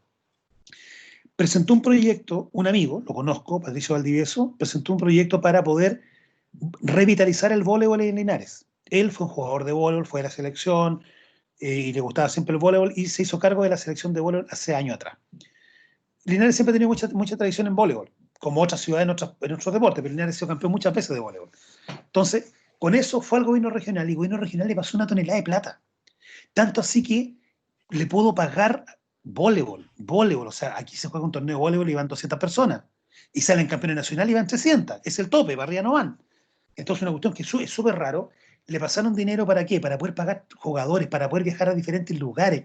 Bueno, los jugadores, digamos, de voleibol playa, que salieron campeones panamericanos y todo lo demás, ¿cierto? Son, Grimal. bueno, exactamente los Grimal. Ellos entrenaban con Patricio Valdivieso. ¿Te fijas? De hecho, él le puso el entrenador, que lo paga con plata del gobierno regional. Entonces, el gobierno regional le financia prácticamente todo al voleibol de Linares. Yo sé que los que están escuchando no sabían esto. Y con eso hoy día el Linares es campeón nacional. 7 veces ha sido campeón nacional. Supera a Santiago, que lleva Consecutivo. 6. Santiago ha sido 6 veces campeón nacional de voleibol, Linares 7. O 5, perdón, porque Linares le lleva 2 copas de ventaja a Santiago. Santiago 5, Linares 7. Y el resto no existen, prácticamente. Pero, ¿qué es lo que pasó? Oiga, esto es bueno para la ciudad, esto incentiva, es deporte, todo lo demás. Mire, yo puedo hacer 10.000 pesos, pero necesito 100. Los otros 90 me los tiene que poner usted. Por lo tanto, exploren eso. Entonces pueden plantear lo que Ya. esto requiere, por ejemplo, un financiamiento de tanto nivel de dinero de municipio, gobierno regional, algún tipo de ministerio, no tengo idea. Pero hay cientos de lugares donde se pueden ir a golpear la puerta. Y lo pueden dejar planteado. Claro que nos encontramos con la sorpresa de que no podemos arrendar un edificio porque tenemos que construir una piscina. Entonces, sí o sí ya tenemos que tener la inversión de un terreno y Correcto. de la edificación. Claro, claro, sí, perfecto, sí, eso es, completamente de acuerdo. Ya lo dejo, Pero pueden dejo la plantearlo de esa mención manera y entonces. decir, mire, pues yo te puedo decir, ya, está bien, el número no da, pero si tuviéramos financiamiento externo, suponte que el Ministerio del Deporte quiere poner plata, ¿de cuánto hablamos? Y tú no tienes calculado el número, tienes que tenerlo. Entonces, ten el dato y dame salidas opcionales. Mire, profesor, faltan 10 millones, faltan 100 millones, faltan 500 millones de inversión y además, o no sé, o en total y operacionalmente nos va a tener que poner el municipio o alguien más 10 millones mensuales o 50 o 30 millones mensuales. ¿Te fijas? O sea, hay proyectos fáciles de gobierno regional, proyectos a 3 años de 2.000 millones, 2.000 millones. Oye, el proyecto para cuidar el Achigüeno y enseñar a la gente que no tire papel y basura al Achigüeno, la gente que vive para allá, 1.300.000, o sea, perdón, 1.300 millones de pesos para eso, para hacerle curso a la gente, para el tratamiento del río, que lo cuide, los lugareños, que lo cuiden, colocar un par de letreros para hacerlo zona turística, todo en el contexto de que ahora es una zona protegida, de que etcétera, etcétera, etcétera, etcétera. 1.300 millones para eso. Por lo tanto, Claro, es que nosotros nos guiamos por la histórica de las piscinas, porque aquí se construyó una en Talca y se gastaron 2.400 millones y hay una que está en Santiago donde se gastaron 2.800 millones. Entonces, por correcto. eso, hablando de esa cantidad de dinero. Te entiendo perfecto. No, pero como te Ah, digo, ok. o sea, Buscar mira, alternativa entonces. cifras de miles de millones se ven regularmente. Hay un proyecto del gobierno regional en Talca por 6.000 millones, en Curicó por otros 3.000, la Alameda de Linares costó 2.000 millones. O sea, oye, números con 6 ceros en miles de millones a cada rato en el gobierno regional. Mira, nosotros nos Ya. adjudicamos en un proyecto de gobierno regional por 300 millones y fue nada, fue así como, prácticamente fue como un break para ellos. ¿Te fijáis? De hecho, a la Católica del Maule el año antepasado, cuando yo estuve, la última vez que postulé un proyecto, yo hice la presentación por un proyecto de 300 millones y lo aprobaron, pero la Católica se ganó 6 proyectos y todos iban el más barato costaba 100 millones, o sea, en esa pasada, en una mañana, nos adjudicamos para la Católica más de 1.000 millones. Por lo tanto, esos números se manejan. no manejo el presupuesto del gobierno regional, pero tienen mucho dinero para eso, justamente para desarrollar la región. Y son platas que no van con de vuelta, son subsidios directos. ¿Qué tiene que haber? Un buen proyecto y un beneficio social importante. Es decir, oye, ya, pero ¿cuál es la externalidad? Ah, más deporte, menos drogas, más deporte, menos obesidad, más deporte, menos estrés, más natación, actividad para la tercera edad. Ah, muéstrame cosas que me sirvan como país, que me sirvan para que tengan impacto. Hablamos mucho de la evaluación social. La evaluación social no tiene que ver con plata, tiene que ver con generar empleo, tiene que ver con mejorar calidad de vida, tiene que ver con lo que yo quiero hacer como Estado. Si tú haces algo que a mí me sirva como Estado, que yo tengo que hacerlo por naturaleza propia, y tú me vas a ayudar a hacerlo, yo te beneficio con dinero para que tú lo hagas. Porque en el fondo me está haciendo el trabajo a mí. Entonces, si me muestras que tiene una cantidad de externalidades positivas, eso suma puntaje para adjudicarse el proyecto. Yo me recuerdo que les comenté el proyecto, yo he postulado a ver unos 3 proyectos de gobierno regional, no me acuerdo bien, porque son diferentes centros los que uno postula, pero el último fue ahora hace poquito, 2 años y medio atrás, que fue un FIC, gobierno regional. ¿Y cuál fue el argumento? El argumento es que era que había un abuso por parte de los compradores de productos porque ellos colocaban las condiciones de la calidad del producto. Y decían, mira, este producto está bueno, está malo, está más o menos. Entonces el proyecto consistía en elaborar un sistema que permitiera en forma objetiva calcular la calidad del producto. Y con eso automáticamente se pierde el abuso que tenía en este caso el comprador, que era el exportador del producto. Era fruta fundamentalmente. Oye, y eso iba a favorecer a no sé, 2.000 y algo agricultores de media hectárea, no sé cuántos agricultores de hectárea y media. Todos oye, en 3 páginas se comentó eso. Esas 3 páginas se ganaron los 300 millones de pesos. Los números ponen Nairobi. Dijeron, oye, ¿esto es bueno? Sí. Esto permite que los 4 o 5 tipos que compran en la región del Maule ya no puedan, abre comillas, abusar de los agricultores. Correcto, esa es la idea fundamental. ¿Y cómo se mete el servicio? Con un teléfono. El tipo va al campo, le saca una foto al teléfono, una foto a su producto, cómo va, esa foto llega a un computador y le procesa y le da incluso las instrucciones de cómo tiene que hacerlo para mantenimiento, si le falta agua, si le falta algo. Por lo tanto, el productor va a estar permanentemente o va a estar permanentemente al día de lo que está pasando y no puede ser un tipo de decirle, sabe que el 30% está mal y por lo tanto le pago menos por esto y etcétera. Que era una práctica habitual. Bien, ¿qué es lo que vendió? El impacto positivo que genera. Si logran lo mismo, esto es válido para todos los que me están escuchando, todos los estudiantes. Los que quieran tener, es muy difícil que un proyecto, no lo sé, no genere alguna externalidad positiva. Entonces esa externalidad positiva te puede ayudar. Eso también se puede relacionar con las relaciones públicas de la empresa, la responsabilidad social de la empresa. Entonces sabe que tenemos días para tal cosa, apoyamos a la comunidad en tal cosa. Eso también te puede llevar a linkearte con eh, instancias que aportan y ayudan, que son estatales, relacionadas con financiamiento estatal, pero que ayudan a la empresa privada. Eso ocurre. En el caso del gobierno regional no, porque deben estar, hay ciertos requisitos para eso. Pero, insisto, busquen alternativas. Para que, o sea, en el fondo no es para financiarla directamente, o sea, ¿cómo lo explico? Me dice que el proyecto a priori no es viable. Perfecto, no es viable. Pero, si lo quisiéramos hacer viable, ¿qué se puede hacer? Y esa es la respuesta que ustedes tienen que tener. A eso me refiero. Es que no pueden decirme, ay, profesor, es que no se nos ocurrió, dijimos, no dio nomás. No, porque hay un tema, hay un impacto positivo en términos sociales ahí. Por lo tanto, puede acceder a beneficios sociales. Eso es lo que estoy diciendo. Bien, ¿alguien más tiene alguna consulta o no? Chiquillos, ¿alguna consulta o algo? ¿No? Bien, esto lo voy a guardar para subirlo. Y ahora vamos a ir a otro apunte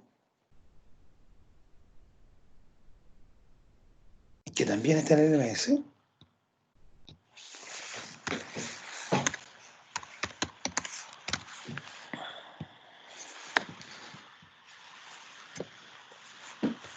Ok.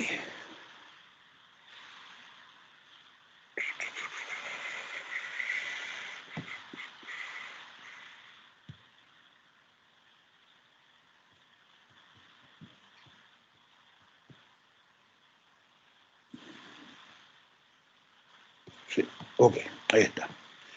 Ustedes no lo pueden ver porque está oculto todavía. Lo voy a colocar acá. Este es flujo de caja, activar edición.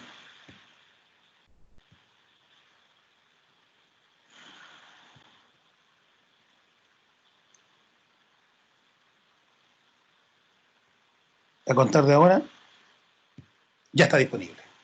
Perfecto. Ahora sí, vamos. ¿Qué es eso? ¿Por qué puse esto? Ah, ya, ahorita. Perdón.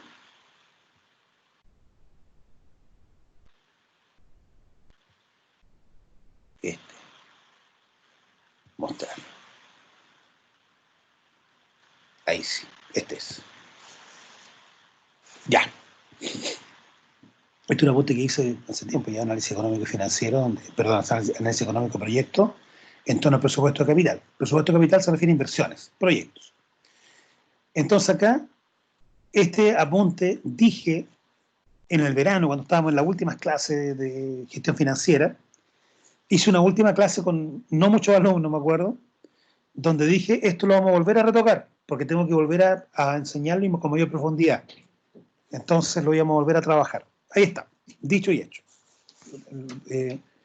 Dije que esto lo íbamos a volver a estudiar y lo vamos a volver a estudiar y con mayor profundidad. Entonces, en nuestra última, digamos, sí, bien digo, esta es la última unidad, este concepto, no solo este punto, voy a subir otro más, pero relacionado con lo mismo. Entonces, cosas que ya he dicho, voy a andar más o menos rápido en algunas cosas, pero para elaborar un flujo de caja, para allá vamos. ¿Cómo ahora llevar todo a? Primero dije balance, ya lo tenemos claro, estado resultado del proyecto, los periodos. Ahora, ¿cómo vamos a hacer los flujos de caja para cada periodo, año si usted quiere? Depende el tiempo en el cual usted establezca el proyecto, el horizonte de evaluación. ¿Cómo se elabora entonces el flujo de caja? Nosotros ya estudiamos en gestión financiera, a calcular un BAN, a calcular la TIR, cómo se hacía eso, diferentes criterios de evaluación de proyectos, perfecto. Pero esos valores o ese BAN, por ejemplo, lo calculábamos con los resultados de un flujo de caja. Entonces hacíamos inversión 10, flujo 1, 20, 30, 40, etc. Pero ¿cómo llegó ese 10, 20, 30, 40? Entonces ahora hoy día comienzo, la próxima semana ya vamos a estar full en eso, les voy a enseñar a cómo se elabora un flujo de caja de un proyecto, cómo se elabora de cara a poder evaluar finalmente el proyecto, con diferentes criterios de evaluación. Entonces, lo primero, considerar cuidado con los costos hundidos. Ya está claro, profe, los costos hundidos no van, lo tenemos claro, perfecto. Solo lo relevante interesa. Lo otro, los flujos de caja, medición después de impuestos. ¿Por qué? Porque para eso estamos utilizando los costos contables, los egresos contables. No porque sean gastos desembolsables, sino porque nos permiten rebajar impuestos. Eso es legal. Bien, horizonte de tiempo, depende del tipo del proyecto. Proyecto forestal, hasta 22 años. Otro más chiquitito, 5 años, 4, 3 meses puede durar un proyecto también. Entonces, no hay una norma que diga todos los proyectos deben ser evaluados a 5 años. Eso no existe. O a 7 o a 10. Eso no existe. Tiene que ver con el horizonte de evaluación de un proyecto. Chiquillos, lo otro, en los flujos de caja se suele, en muchos casos, dejar fijo el crecimiento. Por ejemplo, voy a vender, ya parto con 5, pensemos en ingresos. 5, después subo a 7, 10 y me establezco en 10, 10, 10, 10, 10, 10 en adelante. Ok, puede ser. Pero ahí la pregunta que voy a hacer, o una pregunta, digamos, natural, es, ¿qué relación tiene eso con el ciclo de vida del producto? Pues usted me dice que llega un minuto en que va creciendo, o sea, una etapa de introducción. Y después llega un número 10 y se mantiene en 10 a per se. Eso no tiene mucha coherencia con el ciclo de vida de un producto, que dice que hay introducción, crecimiento, madurez y declinación. A menos que usted me explique que el periodo de madurez y declinación va a ser en 15 años más, no sé cuánto más, y usted va a hablar solamente a 10. Podría ser. O que usted va a decir, profesor, yo entro en el periodo de introducción, en este medio nuevo, crecimiento, y hacia la mitad del periodo de crecimiento, años 7 o 10, salimos del proyecto. Lo vendo. Lo vendemos. ¿Puede ser? Usted dirá, profesor, sabe que después de eso ya los ingresos se van a poner más complicados, entra más competencia. Nuestro proyecto incluye la venta de toda la empresa, todo hasta cerrar el año 7, en tal cantidad de dinero. Perfectamente puede ser. Pero no pueden perder de vista el contexto del mercado. A eso es lo que me estoy refiriendo. Bien, entonces, si el proyecto es a un año, estoy inventando, ninguno de ustedes un año, pero si fuera un año, no tiene sentido hacer un flujo de caja anual. Probablemente el flujo de caja tiene que ser mensual. Si fuera 5 años, podría ser anual y trimestral, o anual y semestral. Pero en todos los casos en todos los casos lo que se recomienda, y ya lo dije, me lo vuelvo a reiterar, es los flujos se van a presentar en forma anual. Pero el primer año, en un flujo aparte, en el mismo Excel, más abajo, al lado, en otra hoja, da lo mismo, van a presentar el flujo mensual. Necesito ver el comportamiento de todos los proyectos primer año mensual. Porque primero voy a establecer qué pasó con el capital de trabajo. Primera cosa. Inversión. Y cómo se va comportando, cómo ustedes estimaron que se van a comportar los ingresos durante el primer año. Después de eso, llega el primer año al final, sacan el final del primer año y con eso arman su flujo que va a ser año 1, 2, 3, etc. Vuelvo a repetir. Entonces, los flujos van a ser anuales, por los periodos que ustedes estimen como su proyecto. Pero me tienen que, en otro lugar, desglosar el primer año para poder ver cómo llegaron a los valores del primer año. Y eso tiene que ser mensual. Bien. Flujos incrementales es lo que interesa, solo incremental dentro del proyecto. Ya dije después de impuestos, la depreciación no nos interesa como depreciación. Lo mismo la amortización de intangibles. Pero sí nos interesa el beneficio tributario que nos puedan proporcionar. No considera flujos sumergidos, tercera vez dicho. Incluir la inversión de capital de trabajo, obvio. Ahí usted lo va a estipular, lo va a estimar, qué método va a usar, puede usar cualquier método. Yo le expliqué o le enseñé el más tradicional, el método del déficit acumulado máximo, puede ser otro. Incluir los valores de salvamento. ¿Qué es esto? Esto significa que al final del proyecto, pongan mucha atención. Dije recién, vender. Perfecto, usted vende todo y le coloca un precio. Pero vender eso paga impuestos. Entonces, para poder pagar impuestos, usted tiene que valorar el proyecto. Me explico. Usted no puede tributariamente rebajar ingresos futuros. No puede. Pero sí costos contables. ¿Qué estoy diciendo con esto? Supongamos que en el periodo 10 quiero vender el proyecto. Digo, profe, son 10 años, después de eso vendo todo. Ok. ¿Qué tienes? Tengo terrenos, tengo maquinarias que todavía están en buen estado, tienen valor contable. Valor contable. Ok. ¿Cuál es el valor contable de todo lo que está aquí? Voy a inventar. 1 millón. Pueden ser 100 millones. 1 millón. ¿En cuánto lo quieres vender? Justo en 1 millón. Estoy inventando nuevamente. Si fuera así, tú cuando hagas esa venta vas a reconocer la venta y vas a reconocer en fondo tu ingreso por 1 millón y tu egreso contable por otro millón. Por tanto, queda exento de impuestos. Porque vendiste sin utilidad. Vendiste algo en lo que valía contablemente. Por lo tanto, legalmente no pagas impuestos. Profe, ya, 1 millón, pero lo vendí en 2 millones. Perfecto. Tributas el millón de diferencial. Ya. Yeah. Profesor, lo vendí en 500.000 y resulta que valía contablemente 1 millón. Lo vendes, te quedas con los 500.000 en la cartera y reconoces la pérdida por 500. Y esa pérdida por 500 también te podría producir un escudo fiscal en el futuro. Por tanto, en todos los casos, nunca perder de vista lo contable, porque lo contable tiene impacto fuerte en los impuestos. ¿De acuerdo? Entonces, muy claros con eso, muy claros con eso. Por eso el tema de las inversiones. El valor de los recursos a utilizar debe ser medido en términos de su costo de oportunidad o valor de mercado. La clase anterior expliqué qué pasaba, por ejemplo, con el costo de oportunidad y cómo ese se evaluaba dentro de un proyecto. Dos formas de hacerlo, dije. Uno, directamente dentro del flujo, cuando puse el caso de un arriendo. Chuta, colocamos aquí el proyecto, pero en este espacio podíamos haber arrendado, aquí podíamos haber puesto una cancha de fútbol, o había una cancha de fútbol y la arrendábamos y ganábamos, no sé, 500.000 pesos mensuales. Eso tiene que ir en el flujo, porque incrementalmente a la empresa le produce un deterioro en 500.000. Correcto. Entonces, teníamos un uso alternativo, ese uso alternativo va directamente a los flujos de caja. De no ser así, el costo de oportunidad va medido en la tasa de descuento. Ya iré para allá. Bien, otra cosa, chiquillos, súper importante. Establecer muy bien cómo se va a trabajar. Si se va a trabajar en forma nominal o en forma real.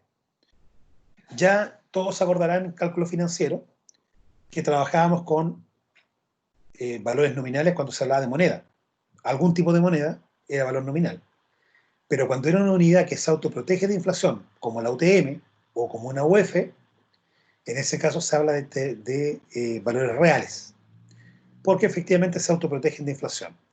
Entonces la pregunta es, ¿cómo van a presentar los proyectos? ¿En pesos o los van a presentar en, por ejemplo, UFs?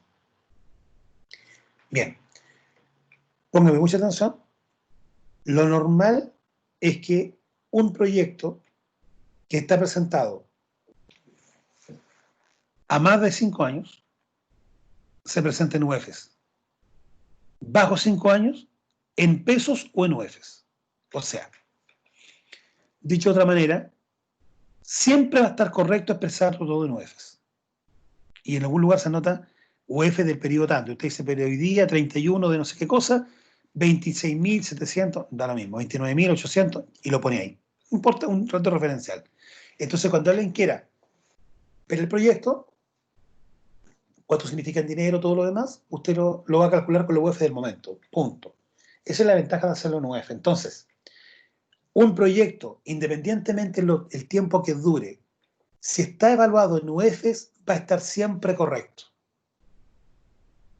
Si usted lo quiere evaluar en pesos, es discutible. Se puede hacer, pero es más discutible porque la moneda pierde valor en el tiempo. Entonces, usted va a decir, mire, voy a pagar sueldos por 30.000 en el año 5, pero ¿usted cree que en el año 5 van a costar 30.000? Si los sueldos muchos están linkeados por IPC.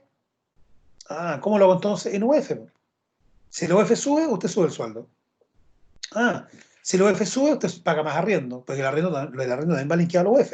Entonces, muchas cosas van linkeadas a la UF. La tasa hipotecaria también va linkeada a la UF. De eso depende los créditos a largo plazo. Regularmente los hipotecarios también están en UF. Entonces, por eso es más razonable evaluar en UF, valores reales, en vez de pesos. Por lo tanto, vuelvo a repetir, hasta 4 años puede usar pesos. UFs puede usarlo en todos los casos. En todos los casos. Aunque son poquito 3 años, en UF, ningún problema. Ningún problema. Siempre va a estar bien en UF. ¿No? Eso es lo que quería plantear. Si alguien me dice, profesor, quiero expresarlo en pesos y en UF, mejor todavía.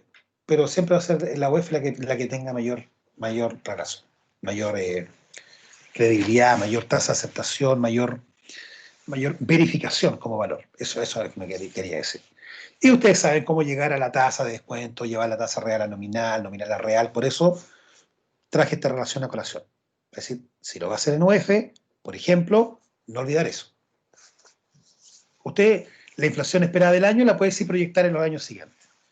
Me explico, son 10 años, usted no necesita conocer la inflación de 10 años. No. Entonces, ¿cuál es la inflación del año normal? 2,7 en los últimos periodos. Este año en particular, un año un año con situaciones anormales no debe considerarse.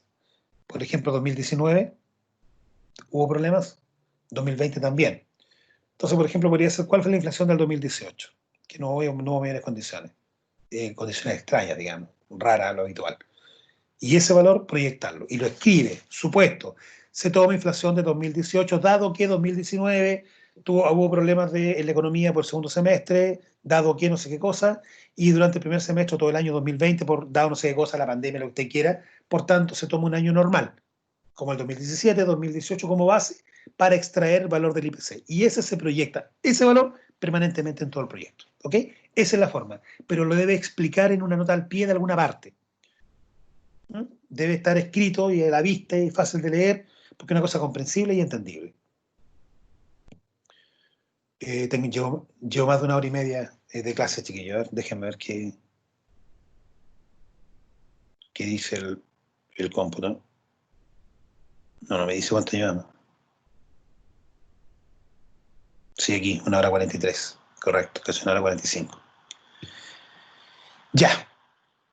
Consultas, porque este apunte lo voy a desarrollar completo en la próxima clase y vamos a hacer un ejercicio que está aquí y otro un poquito más completo que lo voy a hacer directamente en la próxima clase para explicar cómo ustedes tendrían que ya elaborar definitivamente su flujo de caja.